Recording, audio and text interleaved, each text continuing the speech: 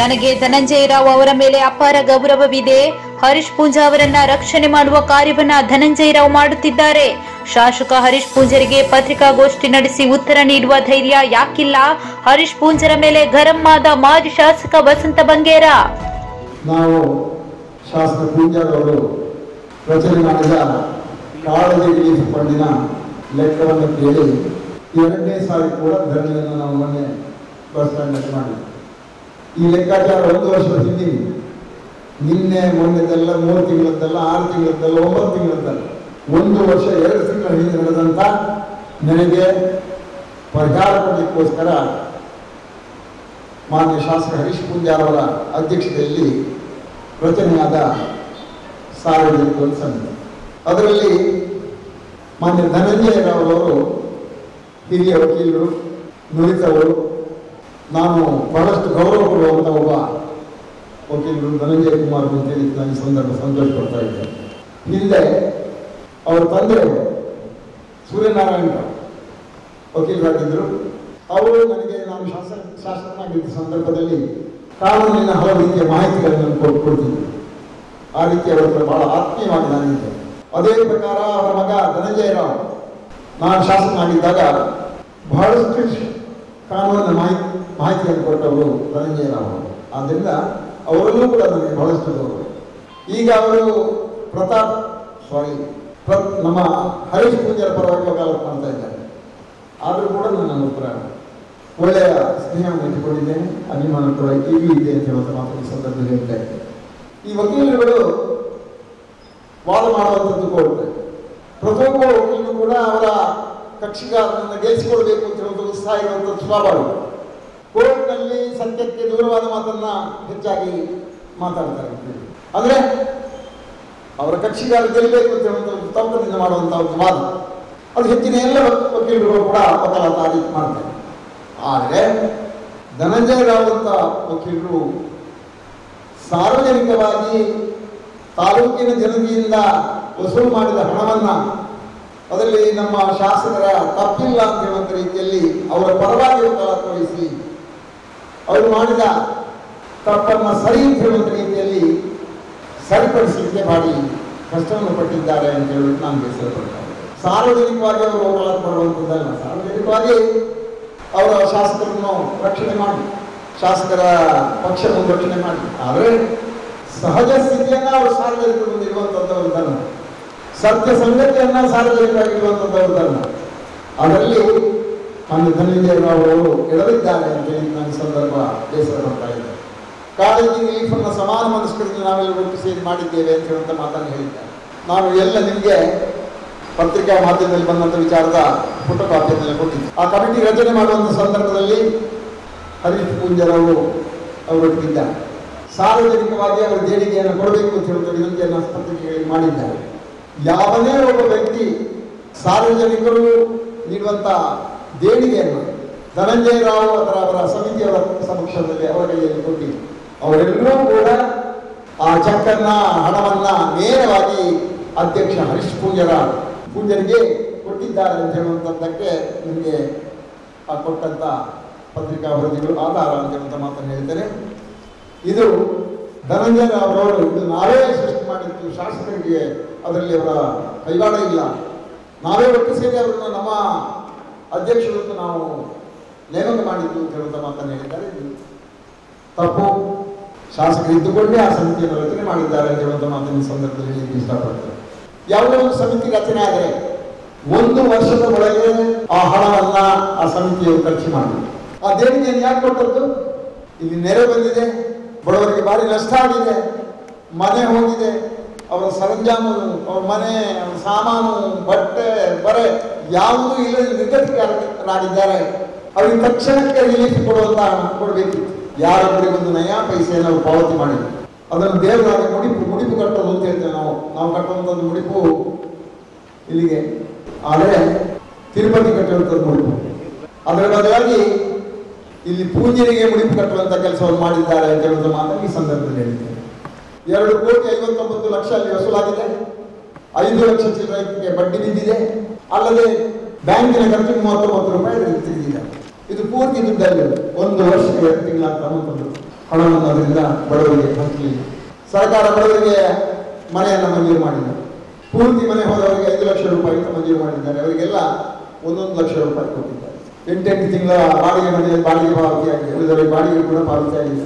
ಅದರಲ್ಲಿ ಏನಾಗಿದೆ ಅಂತ ಹೇಳಿದ್ರೆ, ಕೆಲವರು ದಲಾಳಿಗಳ ಮುಖಾಂತರ ಮನೆಯನ್ನು ಮಂಜೂರು ಮಾಡಿಸಿಕೊಂಡಿದ್ದಾರೆ. ಯಾರ ಮನೆಯ ಅಂಗಳಕ್ಕೂ ನೀರು ಬರಲಿಲ್ಲ ಅಂತವರಿಗೆ 5 ಲಕ್ಷ ಮಂಜೂರಾಗಿದೆ. ಯಾರ ಬಡವನ ಸಂಪೂರ್ಣ ಮನೆ ಹೊಂದಿದೆ ಅವರಿಗೆ 5 ಲಕ್ಷ ಮಂಜೂರಾಗಿದೆ, ಹೊಸ ಮನೆ ಮಂಜೂರಾಗಿದೆ. ಇದನ್ನು ದಯವಿಟ್ಟು ನಾನು ಮೊನ್ನೆ ಹೇಳಿದ್ದೇನೆ, ಇವತ್ತು ಹೇಳ್ತೇನೆ. ಮುಂದಿನ ದಿನ ಇವರನ್ನು ಗುರುತಿಸಲಿಕ್ಕೆ ನಾವು ಹೋಗಲೇಬೇಕು ಅಂತ ಪತ್ರಿಕಾ ಮಾಧ್ಯಮದ ಬಂದು ಹೇಳದಿದ್ರೆ ನಿಮ್ಮನ್ನೆಲ್ಲ ಕರ್ಕೊಂಡು ಹೋಗಿ ಆ ಜಾಗವನ್ನು ನಾನು ತೋರಿಸುವಂಥ ಕೆಲಸವನ್ನು ನಾನು ಮಾಡ್ತೇನೆ ಅಂತ ಮಾತನ್ನು ಈ ಸಂದರ್ಭದಲ್ಲಿ ಹೇಳಲಿಕ್ಕೆ ಇಷ್ಟಪಡ್ತೇನೆ. ಅದರ ನಂತರ ಮಾನ್ಯ ಧನಂಜಯರವರು ಈ ಬಗ್ಗೆ ನನಗೆ ಉತ್ತರ ಕೊಡಲಿಕ್ಕೆ ವಿನಂತಿಯನ್ನು ನಾನು ಈಗ 1 ವರ್ಷ ಆಯಿತು, 85% ಖರ್ಚು ಮಾಡಲಿಲ್ಲ. ಈಗ ಅದಕ್ಕೆ 33% ಬಡ್ಡಿಯನ್ನು ಕೊಡಬೇಕು. ಇನ್ಕಮ್ ಟ್ಯಾಕ್ಸ್ ಕೊಡಿ. ಇಷ್ಟೊತ್ತಿಗೆ ಅದನ್ನು ಇನ್ಕಮ್ ಟ್ಯಾಕ್ಸ್ನಲ್ಲಿ ರಿಜಿಸ್ಟ್ರೇಷನ್ ಮಾಡಬೇಕಿತ್ತು, ಈ ಲೆಕ್ಕವನ್ನು ಇನ್ಕಮ್ ಟ್ಯಾಕ್ಸ್ ಕೊಡಬೇಕಿತ್ತು, ಆಡಿಟ್ ಆಗಬೇಕು. ಇವತ್ತಿನವರೆಗೆ ಆಡಿಟ್ ಕೂಡ ಆಗಲಿಲ್ಲ. ಬ್ಯಾಂಕಿನವರಿಂದ ಇವತ್ತು ನಾನು ಕೇಳಿದೆ, ನನಗೆ ನಿಮ್ಮ ಬ್ಯಾಂಕಿನ ರಿಟರ್ನ್ಸ್ ಕೊಡಿ ಬರ್ದು ಕೇಳಿದೆ. ನನಗೆ ಮಂಗಳೂರಿಗೆ ಕೇಳಿ ಎದನ್ನು ಬೇಕಾದರೆ ಫ್ಯಾಕ್ಸ್ ಮಾಡಿ ಕಳಿಸ್ಕೊಡಿ, ಅಲ್ಲಿಂದ ಫ್ಯಾಕ್ಸ್ ತರಿಸಿ. ಸುಮಾರು ಮಾತಾಯಿತು. ಬ್ಯಾಂಕಿನ ಮ್ಯಾನೇಜರು ಕೊಡ್ಲಿಕ್ಕೆ ನಡುತ್ತಾರೆ, ಯಾಕಂತ ನನಗೆ ಗೊತ್ತಿಲ್ಲ.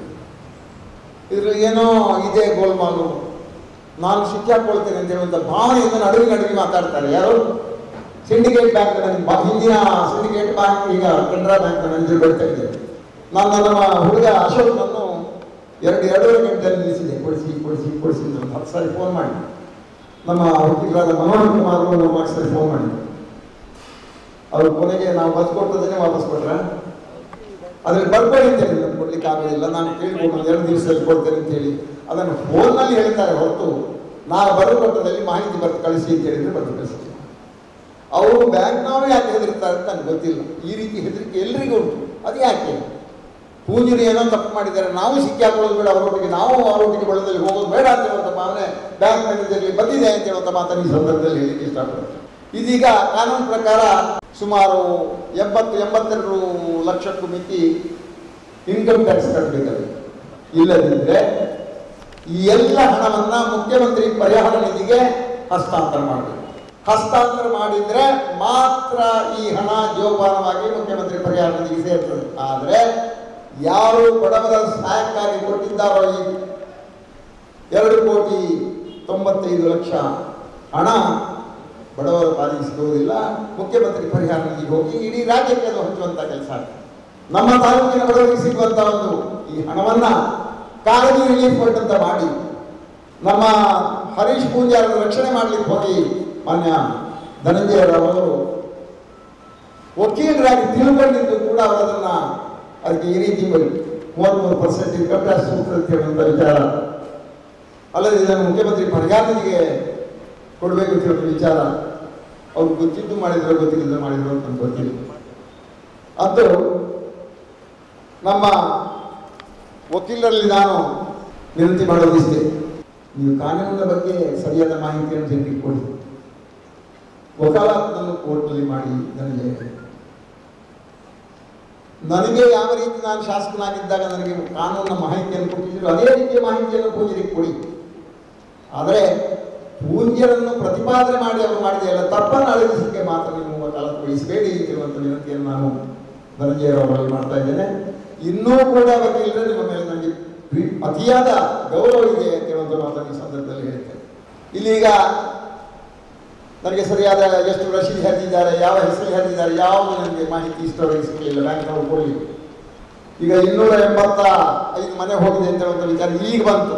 ನಾನು ಅರ್ಜಿ ಕೊಟ್ಟದ್ದು ಇದ್ಯಾವುದು ಕಳೆದ ವರ್ಷದ್ದಲ್ಲ, ಈ ವರ್ಷದಲ್ಲಿ ಮನೆ ಒಂದನ್ನು ಕಳಿಸಿದ್ದಾರೆ ತಹಶೀಲ್ದಾರ್. ಇದರ್ಥ ನಾನು ಹೇಳಿದೆ, ನಾನು ಬರೆದದ್ದನ್ನು ಓದಿಲ್ವಾ?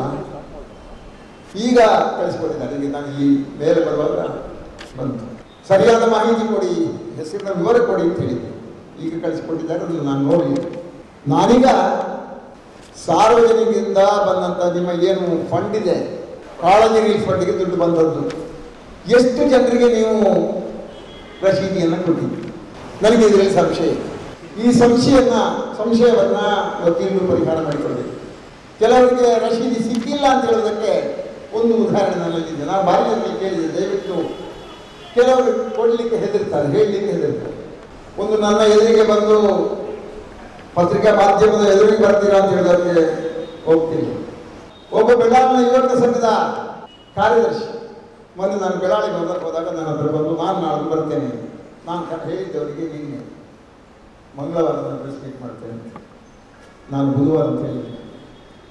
ಇವತ್ತು ಬುಧವಾರ ಅಂತ ಹೇಳುವಾಗ ಅವ ನೆರಿಯಾದಲ್ಲಿ ಏನೋ ಒಂದು ಸಂಬಂಧದ ವಿಚಾರದಲ್ಲಿ ಒಂದು ಮನೆಯಲ್ಲಿ ಹುಡುಗನ ಕಡೆ ಕಾಯ್ತಾ ಇದ್ದಾರೆ. ಆದರೂ ಆ ಕಾರ್ಯದರ್ಶಿ ಒಂದು ಮೆಸೇಜನ್ನು ನನಗೆ ಫಾರ್ವರ್ಡ್ ಮಾಡಿದ್ದಾರೆ, ದಯವಿಟ್ಟು ಅದನ್ನು ಗಮನಿಸಬೇಕು. ಗೊತ್ತಿಲ್ಲ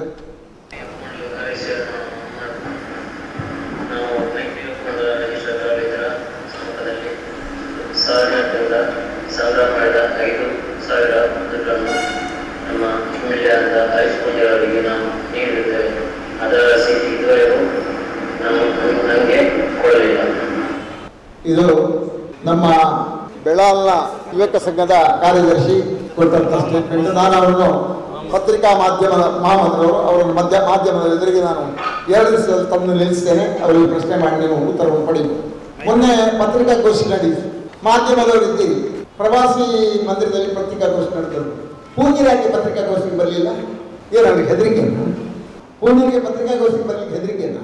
ನೀವು ನೋಡಿಲ್ವ, ಪಕ್ಕದಲ್ಲಿ ಸೈಡ್ನಲ್ಲಿ ಕುರ್ಚಿ ಹಾಕಿ ಕೂತಿದ್ರಲ್ಲ ಮಾಧ್ಯಮದ ಬಂಧುಗಳು. ನಾನು ನಿಮ್ಮ ಹತ್ರ ಪ್ರಶ್ನೆ ಮಾಡ್ತೇನೆ, ನಿಮ್ಮ ಪತ್ರಿಕಾ ಮಾಧ್ಯಮ ನಡೀತಾ ಇದ್ದ ಸಂದರ್ಭದಲ್ಲಿ ಸೈಡ್ನಲ್ಲಿ ಪೂಂಜ ಕುರ್ಚಿ ಹಾಕಿ ಕೂತಿದ್ರಲ್ಲ, ತಾವು ನೋಡಿಲ್ವಾ?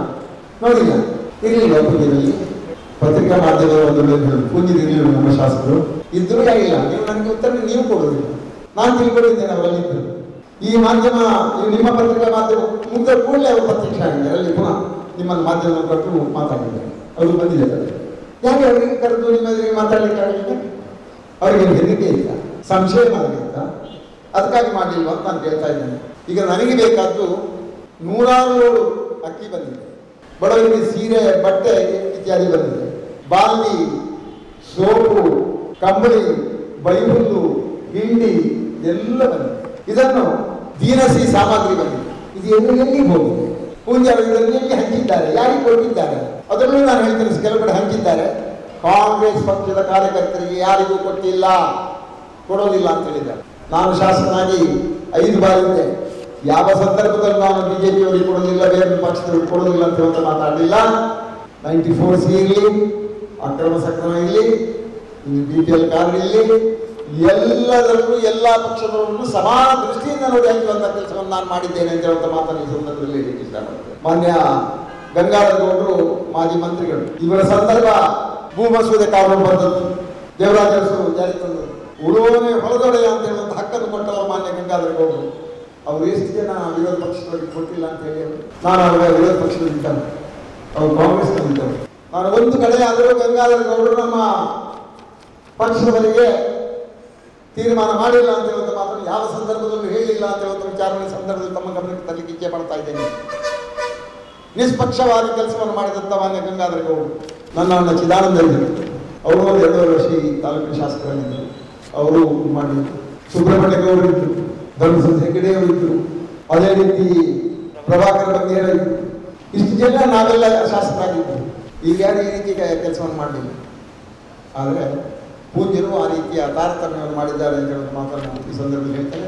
ನಮ್ಮವರು ಬೇಡ ಬಿಡಿ, ನಮ್ಮವರು ಬಡವರೇ ಅಲ್ಲ, ನಮ್ಮ ಪಾರ್ಟಿಯಲ್ಲಿ ಬಡವರಿಲ್ಲ, ಎಲ್ಲವರು ಶ್ರೀಮಂತರಂತ ನೆನಪಾಗ. ಉಳಿದ ವಸ್ತು ಎಲ್ಲಿಗೆ ಹೋಯ್ತು? ಅಕ್ಕಿ ಎಲ್ಲಿ ಹೋಯ್ತು? ದಿನಸಿ ಸಾಮಗ್ರಿ ಎಲ್ಲಿ ಹೋಯ್ತು? ಬಟ್ಟೆ ಎಲ್ಲಿ ಹೋಯ್ತು? ಸಾಬೂನು ಎಲ್ಲಿ ಹೋಯ್ತು? ಎಲ್ಲಿ ಮಾರಾಟ ಆಯಿತು? ಇದನ್ನು ತನಿಖೆ ಮಾಡಬೇಕು. ಇದನ್ನು ತನಿಖೆ ಮಾಡಬೇಕು ಅಂತ ನಾನು ಒತ್ತಾಯ ಮಾಡಿದ್ದೆ. ಮಾನ್ಯ ಮುಖ್ಯಮಂತ್ರಿಗಳನ್ನು, ಗವರ್ನರನ್ನು, ಮಾನ್ಯ DC ಅವರನ್ನು, ಸರ್ಕಾರದ ಕಾರ್ಯದರ್ಶಿ ಅವರನ್ನೆಲ್ಲ ವಿನಂತಿ ಮಾಡಿದ್ದೇನೆ. ನಮ್ಮ ಸಿದ್ದರಾಮಯ್ಯ ವಿರೋಧ ಪಕ್ಷ ನಾಯಕರನ್ನು ನಾನು ಇದನ್ನು ವಿನಂತಿಯನ್ನು ಮಾಡಿದ್ದೇನೆ. DK ಶಿವಕುಮಾರ್ ನಮ್ಮ ಅಧ್ಯಕ್ಷರಿಗೂ ನಾನು ಬರ್ಕೊಂಡಿದ್ದೇನೆ, ಅವರು ಇದನ್ನು ತನಿಖೆ ಮಾಡಿಸಬೇಕು ಅಂತ ಹೇಳೋದು ಮಾತನ್ನು ಹೇಳಿದ್ದೆ. ಸುಧಾಮೂರ್ತಿಯವರಿಂದ ಇಡೀ ರಾಜ್ಯಕ್ಕೆ ಅಕ್ಕಿ ಬಂದಿದೆ. ಅದರಲ್ಲಿ ಸುಧಾಮೂರ್ತಿಯವರ ಫೋಟೋ ಇತ್ತು. ಆ ಗೋಣಿಯನ್ನು ಹರಿದರು, ಪೂಜ್ಯರ ಗೋಣಿಯನ್ನು ಶಿಕ್ಷಿಸಿದರು. ಬಂದ ಸಾರ್ವಜನಿಕರ ಅಕ್ಕಿಯನ್ನು ಆ ಗೋಣಿಯನ್ನು ಹರಿದರು. ಪೂಜ್ಯರ ಫೋಟೋ ಇದು BJPಯ ಚೀಲವನ್ನು ಹಾಕಿದ್ರು. 32,000 ಕಿಟ್ಗಳನ್ನು ಕೊಟ್ಟಿದ್ದೇನೆ ಅಂತ ಹೇಳುವಂಥ ಫೋಟೋ ತೆಗೆದು ಪತ್ರಿಕೆಯಲ್ಲಿ ಹಾಕಿದ್ರು. 10,000 ಮಿಕ್ಕಿ ಕಿಟ್ಗಳನ್ನು ಕೊಡಲಿಲ್ಲ. ಕೊಟ್ಟದ್ದು ಸುಧಾಮೂರ್ತಿ ಮತ್ತು ಸಾರ್ವಜನಿಕ ವ್ಯಾಪ್ತಿ ಅಂತ ಹೇಳುವಂಥ ಮಾತನ್ನು ಈ ಸಂದರ್ಭದಲ್ಲಿ ಹೇಳ್ತಾ ಇದ್ದೇನೆ. 1.5 ಕೋಟಿ ರೂಪಾಯಿ ಅವರ ಆಸ್ತಿಯನ್ನ ಅಡವು ಹಾಕಿ ನಾನು ಬಡವರಿಗೆ ಅಕ್ಕಿಯನ್ನು ಕೊಟ್ಟಿದ್ದೇನೆ ಅಂತ ಹೇಳುವಂಥ ಮಾತನ್ನು ಹೇಳಿದ್ದೀನಿ. ಇದು ಸರಿ ತಪ್ಪು ಅಂತ ಹೇಳುವಂಥ ತೀರ್ಮಾನ ಪತ್ರಿಕೆ ಅವ್ರು ಮಾಡಿದ್ರೆ ಸಾಕು. ನಾನು ಬೇರೆ ಇದರಲ್ಲಿ ಹೇಳಲಿಕ್ಕೆ ಹೋಗುದು, ಹೇಳಿ ಸಾಕಾಗ್ತದೆ, ಬೇಜಾರು. ಅದನ್ನು ನೀವು ತೀರ್ಮಾನ ಮಾಡಿ.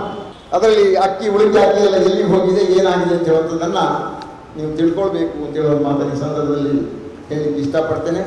ಅವ್ರು ಕೇಳಿದ್ದಾರೆ, ಮೊನ್ನೆ ಅವರು MLC ಆಗಿ ಆಯ್ಕೆಯಾದರು, ನಾನು ಅಭಿನಂದನೆ ಮಾಡಿದ್ದೇನೆ, ನನಗೆ ಅವರೇ ಮಾಡಿ ಗೌರವ ಬಹಳಷ್ಟು ವರ್ಷ ರಾಜಕೀಯದಲ್ಲಿ ಪಡೆದಿದೆ. ಆದರೆ ಅವರು ಹೇಳುವಾಗ ಪೂಜ್ಯರು 357 ಕೋಟಿ ಕೇಳ್ತಿದ್ರು, ಇವರು 458 ಕೋಟಿಗಳು, 111 ಕೋಟಿ ಜಾಸ್ತಿ, 111 ಕೋಟಿ ಪ್ರತಾಪ್ ಸಿಂಹರ ಕೃಷಿಯಿಂದ. ಈ 357 ಕೋಟಿಯೇ ನಾನು ತಂದದ್ದನ್ನು ಅವ್ರು ಹೇಳಿದ್ದೆ. ನಾನು ಒಂದು ಮಾತನ್ನು ಹೇಳ್ತೇನೆ, ಮಾನ್ಯ ಯಡಿಯೂರಪ್ಪನ ಸರ್ಕಾರ ಪೂಜ್ಯರು 357 ಕೋಟಿ ತರುವ ಸಂದರ್ಭದಲ್ಲಿ ಯಡಿಯೂರಪ್ಪನ ಕ್ಷೇತ್ರಕ್ಕೆ ಎಷ್ಟು ಅನುದಾನ ಹೋಗಿದೆ ಅಂತ ಹೇಳುವುದನ್ನು ತಾವು ತನಿಖೆ ಮಾಡಿಸಿ. ಯಡಿಯೂರಪ್ಪನ ಕ್ಷೇತ್ರಕ್ಕೆ 150 ಕೋಟಿಗಿಂತ ಮೇಲೆ ಅನುದಾನ ಹೋಗದಿದ್ದರೆ ಪೂಜ್ಯರ ಕ್ಷೇತ್ರಕ್ಕೆ 357 ಕೋಟಿ ಎಲ್ಲಿಂದ ಬಂತು ಅಂತ ಹೇಳುವುದನ್ನು ನಾನು ಕೇಳ್ತಾ ಇದ್ದೇನೆ. 347 ಕೋಟಿ, ಇಲ್ಲಿ 458 ಕೋಟಿ, 111 ಕೋಟಿ ವ್ಯತ್ಯಾಸ. ಆ ರೀತಿ ನಾನು ಪ್ರತಾಪ್ ಶಿವನಾಯಕರಲ್ಲಿ ಕೇಳ್ತಾ ಇದ್ದೇನೆ, ನೀವು ಲೆಕ್ಕ ಕೊಡಿ ಅಂತ ಹೇಳ್ತಾ ಇದ್ದೀರಿ ಬಂದಿದ್ರೆ ಚಂಡಿಕಾ ಯಾಗದ ಲೆಕ್ಕ ಕೊಡಿ ಅಂತ ಹೇಳ್ತಾರೆ. ಖಂಡಿತ ಭಾರಿ ಒಳ್ಳೆ ಮಾತನ್ನು ಕೇಳಿದ್ದೀರಿ. ಇದರಲ್ಲಿ ಹೇಳಿದ್ದಾರೆ ಅವರು, ಆ ಮಾತು ನಾನು ಹೇಳುವುದಿಲ್ಲ, ಬೇಡ. ನನಗೆ ಪ್ರತಾಪ್ ಶಿವನ ಮೇಲೆ ಬಹಳ ಗೌರವ ಇದೆ. ಅವರ ತಂದೆಯವರು ನಮ್ಮೊಟ್ಟಿಗೆ ಇದ್ದವರು, ಇವರು ಕೂಡ ನಮ್ಮೊಟ್ಟಿಗೆ ಇದ್ದರು, ನಾನು ಕೂಡ ಅವರೊಟ್ಟಿಗೆ ಇದ್ದೆ. ವೀರ ಶಿವನಾಯಕರ ಮಗ ಪ್ರತಾಪ್ ಶಿವನಾಯಕ ಅವ್ರು ಏನು ಹೇಳಿದ್ದಾರೆ, ಚಂಡಿಕಾ ಯಾಗದ ಲೆಕ್ಕ ಕೊಟ್ಟಿಲ್ಲ ನೀವು, ನಾನು ಯಾಗ ಕೊಟ್ಟಿಲ್ಲ ಲೆಕ್ಕವನ್ನು ಕೊಟ್ಟಿದ್ದೇನೆ. ನನಗೆ ಅದರಲ್ಲಿ ನುಂಗ್ಲಿಕ್ಕೆ ಏನು ಸಿಗಲಿಲ್ಲ, ಅದ್ರಲ್ಲಿ ನುಂಗುವಂಥ ಪರಿಸ್ಥಿತಿಯೇ ಇಲ್ಲ. ಈಗ ಲೆಕ್ಕ ಕಲಿಯೋದು ಯಾವಾಗ, ಯಾರು ಸ್ವಲ್ಪ ಆಚೆ ಈಚ ಮಾಡಿದ್ರೆ ಮಾತ್ರ ಲೆಕ್ಕ ಕಲಿಯೋದು, ಲೆಕ್ಕ ಕಲೀಲಿಕ್ಕೆ ಇಲ್ಲ. ಇದಕ್ಕೆ ನಾನು ಉದಾಹರಣೆ ಕೊಡ್ತೇನೆ ನಿಮಗೆ. ಅವರಿಗೆ ಪ್ರತಾಪ್ ಶಿವನಾಯಕರಿಗೆ ಹೇಳ್ತಾ ಇದ್ದೇನೆ, ನನಗೆ ಪರಾರಿ ಆಗುವ ಅಭ್ಯಾಸ ಇಲ್ಲ ಪ್ರತಾಪ್ ಶಿವನಾಯಕರೇ, ಅದೆಲ್ಲ ಇರುವಂಥದ್ದು ನಿಮ್ಮ ಪಕ್ಷದವರಿಗೆ. ನಾನು ಪರಾರಿ ಆಗುವುದಿಲ್ಲ. 1968ರಿಂದ ಇವತ್ತಿನವರೆಗೆ ರಾಜಕೀಯದಲ್ಲಿದ್ದೇನೆ. ಯಾವ ಸಂದರ್ಭದಲ್ಲೂ ನಾನು ಪರಾರಿಯಾಗಲಿಲ್ಲ, ಸುಳ್ಳನ್ನು ಹೇಳಲಿಲ್ಲ, ವಂಚನೆ ಮಾಡಲಿಲ್ಲ, ಪರ್ಸೆಂಟೇಜ್ ಪಡೀಲಿಲ್ಲ ಅಂತ ಹೇಳುವಂಥ ಮಾತನ್ನು ಈ ಸಂದರ್ಭದಲ್ಲಿ ಹೇಳಲಿಕ್ಕೆ ಇಷ್ಟಪಡ್ತೇನೆ. ನನಗೆ ಲೆಕ್ಕ ಕೊಡದೆ ಪರಾರಿ ಆಗಿದ್ದೀರಿ ಅಂತ ಹೇಳುವಂಥ ಮಾತನ್ನು ಹೇಳಿದ್ದಾರೆ. ಲೆಕ್ಕವನ್ನು ನಮ್ಮ ಯಾಗ ಮುಗಿದ ಕೂಡಲೇ ಕೊಟ್ಟಿದ್ದೀನಿ. ಹೌದು, ಅವ್ರು ನೋಡಿದ್ದಾರೆ ಇಲ್ಲೊಂದು ಗೊತ್ತಿಲ್ಲ. ಈಗ ಯಾಗಕ್ಕೆ ಆದ ಖರ್ಚನ್ನು ನಾನು ವಿವರವಾಗಿ ಕೊಟ್ಟಿದ್ದೇನೆ. ಅದರ ಇಡೆಯಲ್ಲಿ ಪ್ರತಾಪ್ ಸಿಂಹರೇ, ಬೆಳ್ತಂಗಡಿ ಗುರುವಾಯೂರ್ಕೆರೆ ಮಂಗಳೂರು ರಾಷ್ಟ್ರೀಯ ಹೆದ್ದಾರಿ, ಗುರುವಾಯೂರ್ಕೆರೆ ಹತ್ತಿರ ಈ ರಸ್ತೆಯ ಬಲಭಾಗದಲ್ಲಿ ಪಕ್ಷಿಧಾಮ ಅಂತ ಗುರುವಾಯೂರ್ಕೆರೆಯಲ್ಲಿ ಉಂಟು. ಪಕ್ಷಿಧಾಮದಲ್ಲಿ ನನ್ನ ಹೆಂಡತಿ ಹೆಸರಲ್ಲಿ ಪಟ್ಟ ಜಾಗ ಇತ್ತು. ಮಾರ್ಗದ ರಾಷ್ಟ್ರೀಯ ಹೆದ್ದಾರಿಯ ಬಲಬದಿಯಲ್ಲಿ ಮಾರ್ಗಕ್ಕೆ ತಾಗಿಕೊಂಡು ಪಕ್ಷಿಧಾಮದಲ್ಲಿ ನನ್ನ ಹೆಂಡತಿ ಹೆಸರಲ್ಲಿ ಜಾಗ ಇತ್ತು. ಆ ಜಾಗವನ್ನ ಧರ್ಮಸ್ಥಳದ ಡಾಕ್ಟರ್ ವೀರೇಂದ್ರ ಹೆಗಡೆ ಅವರಿಗೆ ಮಾರಾಟ ಮಾಡಿದ್ದೇನೆ ಅಂತ ಹೇಳುವಂತ ಮಾತನ್ನು ಈ ಸಂದರ್ಭದಲ್ಲಿ ಹೇಳ್ತೇನೆ. ಇದು ಸಾಲಕ್ಕಾಗಿ ಮಾಡಿದ ಮಾರಾಟ. ನೆರೆಯ ಹೆಬ್ಬಾರಿದ್ದಾರೆ, ರಾಘವ ಹೆಬ್ಬಾರು ದಿವಂಗತರಾಗಿದ್ದಾರೆ, ತೀರ್ಕೊಂಡಿದ್ದಾರೆ. ಹೆಬ್ಬಾರ್ ಸಹೋದರರು ದಿವಂಗತ ರಾಘವ ಹೆಬ್ಬಾರು ಮತ್ತು ರಾಜಗೋಪಾಲ್ ಹೆಬ್ಬಾರ್. ಆ ಸಂದರ್ಭದಲ್ಲಿ ನಾನು 8 ಲಕ್ಷ ರೂಪಾಯಿಯನ್ನ ಈ ಸಹೋದರರಿಂದ ನಾನು ಸಾಲ ಪಡ್ಕೊಂಡಿದ್ದೇನೆ. ಹೆಚ್ಚಿನವರು ಸಾಲ ಪಾವತಿ ಮಾಡಿದ್ದೇನೆ, ಹೆಬ್ಬಾರ ಸಾಲ ನಾನು ಇನ್ನೂ ಪಾವತಿ ಮಾಡಲಿಲ್ಲ. 8 ಲಕ್ಷ ರೂಪಾಯಿ ಪಾವತಿ ಮಾಡಲಿಕ್ಕಿದೆ. ಆದಷ್ಟು ಶೀಘ್ರವಾಗಿ ಹಣವನ್ನು ಪಾವತಿ ಮಾಡ್ತೇನೆ. ನಾಯಕರೇ, ನನ್ನೊಟ್ಟಿಗೆ ಆಗ ಈ ಮೂರ್ಮಾರ್ಗದ ಮಂಜುನಾಥ ಕಾಮತ್ ತೆಂಗಿನಕಾಯಿ ವ್ಯಾಪಾರಿ ನನ್ನೊಟ್ಟಿಗೆ ನಿಮ್ಗೆಲ್ಲ ಗೊತ್ತಿರ್ಬೋದು. ಮಂಜುನಾಥ ಕಾಮತ್ ಮೂರ್ಮಾರ್ಗ ತೆಂಗಿನ ವ್ಯಾಪಾರಿ, ಇದರದೆಲ್ಲ ಲೆಕ್ಕಪತ್ರ ನೋಡಿದವರು ಮಂಜುನಾಥ ಕಾಮತ್. ಇನ್ನೂ ಕೂಡ ಎಲ್ಲ ಲೆಕ್ಕಪತ್ರ ಮಂಜುನಾಥ ಕಾಮತ್ರಲ್ಲಿದೆ. ಆ ಲೆಕ್ಕಪತ್ರವನ್ನು ಮಾನ್ಯ ಪ್ರತಾಪ್ ಶಿವರಿಗೆ ಹೇಳ್ತಾರೆ, ಈಗ ನಿಮ್ಮ ಪಕ್ಷದಲ್ಲಿ ನಮ್ಮ ಮಂಜುನಾಥ ಕಾಮತ್ರಿದ್ದಾರೆ, ಆಗ ನನ್ನೊಟ್ಟಿಗೆ ಇದ್ದರು. ಭಾರಿ ಸುಲಭ ಪ್ರತಾಪ್ ಶಿವನಾಯಕರೇ, ನಿಮ್ಮ ಮಂಜುನಾಥ ಕಾಮತ್ ತರಿಸಿದ್ರೆ ಆಯ್ತು, ನೀವು ಎಲ್ಲ ಲೆಕ್ಕ ಬಹಿರಂಗ ಮಾಡ್ತಾರೆ. ಅದನ್ನೇನಾದರೂ ಗುಣಿಸಿ ಬಾಗಿಸಿ ಕೂಡಿಸಿ ಅನ್ನೋದಾದ್ರೆ ಮಾಡಿ ನನ್ನ ತಲೆಗೆ ಹೊರಿಸೋದಿದ್ರೆ ಹೊರಿಸಿ, ಅದನ್ನು ನಾನು ಫೇಸ್ ಮಾಡ್ತೇನೆ. ಮಂಜುನಾಥ ಕಾಮತ್ ಇರ್ತಾರೆ, ನಿಮ್ಮ ಪಕ್ಷದವರು ನಿಮ್ಮೊಟ್ಟಿಗೆ ಇದ್ದಾಗ ಎಲ್ಲ ಲೆಕ್ಕಪತ್ರ ಅವರಲ್ಲಿ ತರಿಸಿ ನೋಡಿ ಕೇಳುವಂತ ವಿನಂತಿಯನ್ನು ಪ್ರತಾಪ್ ಶಿವರಲ್ಲಿ ನಾನು ಮಾಡ್ತಾ ಇದ್ದೇನೆ. ಪ್ರತಾಪ್ ಶಿವರೇ, 5 ಬಾರಿ ಶಾಸಕನಾಗಿ ಗೌರವಯುತವಾಗಿ ಬಾಳಿದ್ದೇನೆ. ಯಾವುದೇ ಸಂದರ್ಭದಲ್ಲಿ ಅಡಿಯಿಂದ ಕೈ ಚಾಚಲಿಲ್ಲ. ಈ ರೀತಿ ದಾನ ಮಾಡಿದ್ದೇನೆ ಹೊರತಾಗಿ ಈ ರೀತಿ ನಾನು ಬೇಡಲಿಲ್ಲ ಅಂತ ಹೇಳುವ ಮಾತನ್ನು ಈ ಸಂದರ್ಭದಲ್ಲಿ ಯಾವುದೇ ಲೆಕ್ಕಾಚಾರ ನಿಮ್ಮ ಪೂಜ್ಯರಾಜ ನಾನು ಮಾಡಿಲ್ಲ. ಆದರೆ ಒಬ್ಬರನ್ನು ಗುರುತಿಸುವಾಗ, ಒಬ್ಬರು ಹೇಳುವಾಗ, ಪತ್ರಿಕೆಯಲ್ಲಿ ಎದುರು ಮಾತಾಡುವಾಗ ಸ್ವಲ್ಪ ಗೌರವ ಕೊಟ್ಟು ಮರ್ಯಾದೆಯನ್ನು ಉಳಿಸಿ ಮಾತಾಡಿ. ಅದು ನಾನೇನು ಹೇಳುವಂಥದ್ದು ಇಷ್ಟೆಲ್ಲ ಲೆಕ್ಕ ಕೊಡಿ ಅಂತ ನಾವು ಕೇಳಿದ್ದೇವೆ. ಆದರೆ ಲೆಕ್ಕ ನನಗೆ 2,90,00,000 ಚಿಲ್ಲರೆ ಉಳಿದ ಲೆಕ್ಕ ಎಲ್ಲಿ ಉಂಟು ಗೊತ್ತಿಲ್ಲ. ಈಗ ಮಹಮ್ಮದ್ಗೆ ರಶೀದಿ ಇಲ್ಲ. ನಾನು ಕೆಲವರ ಹತ್ರ ಹೋಗಿ ಹೇಳಿದೆ, ನಿಮ್ಮ ಲೆಕ್ಕ ಎಲ್ಲಿ ಉಂಟು ನೀವು ಕೊಟ್ಟಿದ್ದಕ್ಕಿಂತ. ಅದು ನೀವು ನಮ್ಮ ಹತ್ರ ಹೇಳೋದು ಬೇಡ, ನಾನು ಹೇಳೋದಿಲ್ಲ, ನೀವು ಕೇಳೋದು ಬೇಡ, ನಾನು ಹೇಳೋದಿಲ್ಲ ಅಂತ ಒಂದು ಮಾತನ್ನು ಹೇಳಿದ್ದಾರೆ. ಆದರೂ ಇನ್ನೂ ಪ್ರಯತ್ನ ಮಾಡ್ತೇನೆ.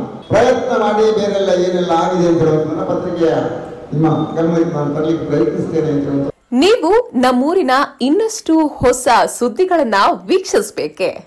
ಹಾಗಾದ್ರೆ ಈಗಲೇ ನಮ್ಮೂರ ಸುದ್ದಿ ಯೂಟ್ಯೂಬ್ ಚಾನೆಲ್ನ ಸಬ್ಸ್ಕ್ರೈಬ್ ಮಾಡಿ, ಬೆಲ್ ಐಕಾನ್ ಕ್ಲಿಕ್ ಮಾಡಿ.